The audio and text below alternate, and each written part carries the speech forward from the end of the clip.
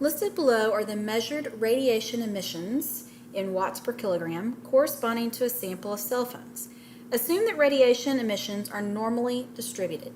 Use a 0.05 level of significance to test the claim that cell phones have a mean radiation level that is less than 1 watt per kilogram. Put data in L1 in your calculator. Hopefully by now in this course, every time you see a list, you know to put it in your list, L1. But let's go back and find the word claim. Sometimes it's the first sentence, sometimes it's the last sentence.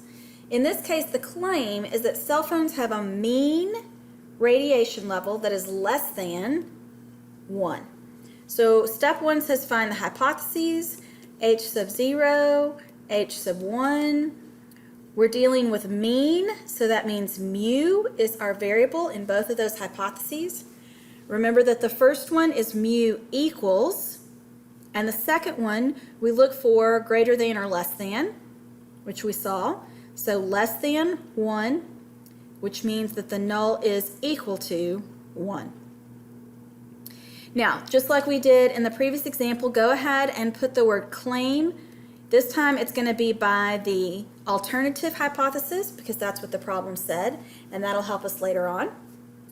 It is what kind of tail?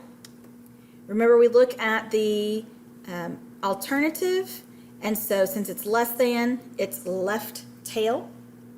And then we need to find the test statistic and p-value on our calculator using which function. So we already know this is a mu, which means we have to decide between z or t. Is there a sigma in the problem? Well, they actually don't give us anything in the problem. So since there's no sigma, that means we're going to be using the t-test. Sometimes they give you an s, but in this time it was just no sigma. So hopefully you've got your calculator. You might want to pause here to put in the data from the list. Remember that you're going to do stat and enter, and I already have the data in L1, so pause to get that done. And now that you have the data in L1, we go to stat, arrow twice to the right to get to the tests, and we decided we wanted to do a t-test, so number 2.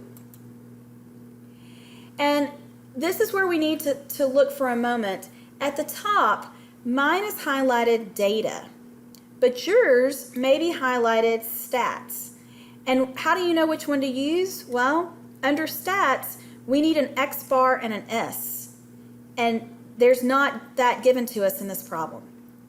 So whenever you have a list, you need to highlight data, and it's just a left or a right, and then press enter to highlight it. And then we can fill in what we have.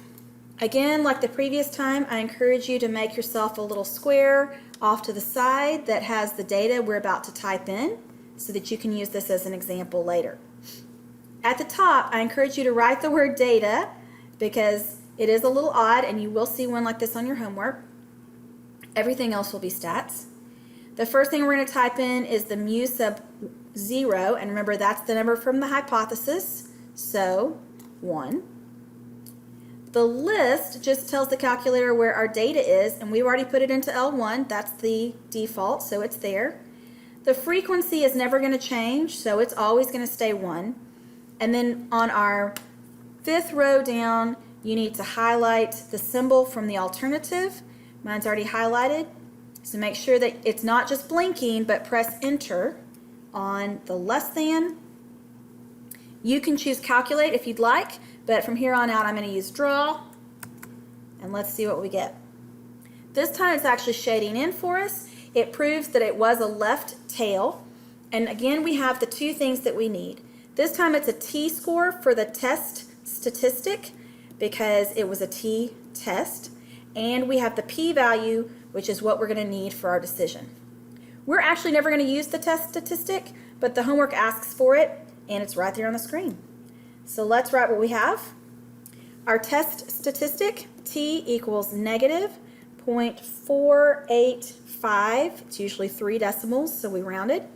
The p-value is 0.3191, and the alpha, look back in your problem, is the level of significance, so 0.05. And remember, to make a decision, now you just need to say which one is less than or greater than. This time the p-value, 0.3, is greater than the 0.05. So if the p is low, the null must go. This time we use the little phrase from your notes that says, if the p is high, then we let it fly, which means we don't have enough to reject it. So our decision will be fail to reject the null hypothesis. Once we have our decision, we go to our formula chart for the sentences. This time it says fail to reject, so that means it's either option 2 or option 4. And remember, we needed to look at the claim. Our claim was the less than symbol back on the hypothesis. And so if you look at your options, number 2 says does not include equality, which would be less than or the greater than or the not equal to. Option number 4 says it does include equality, which is the equal sign. So we're going to choose number 2. It was fail to reject and does not include equality. So this time our sentence starts with, there is not sufficient evidence to support the claim. One more time I'm going to write it. There is not sufficient evidence to support the claim. And look back in the problem. What was the claim? That the mean radiation level is less than 1. And with these sentences, we do write them with words instead of symbols, just to be a little bit more accurate.